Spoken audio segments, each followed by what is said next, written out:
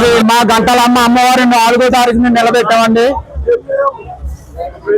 ఈ 4 రోజులు కూడా మేము సేవలో వైభవంగా చేసుకున్నాం. ఈ రోజు జీతం జరుపుకుంటున్నాం. బ్రహ్మాండమైన అన్న సమాధానం కూడా చేసుకుంటున్నామండి.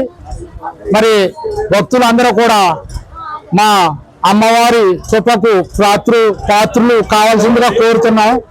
అలాగే మరి ప్రతి సంవత్సరం కూడా బ్రహ్మాండమైన అన్న సమారాధన చేసుకుంటూ పూజలు చేసుకుంటున్న అమ్మవారికి ఎన్నో పూజలు చేసుకుంటున్నాం. మరి అలాగే మా కమిటీ వారు కూడా ఎంతో బాగా సహకరించి మరి ఎన్నో విధాలుగా పూజలు చేసి అమ్మవారికి ఎన్నో మొక్కుబళ్ళు అందజేస్తున్నారు.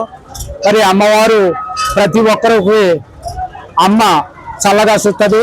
మరి అమ్మవారు కృపకు పాత్రలు కావాల్సిందిగా కోరుతున్నాం.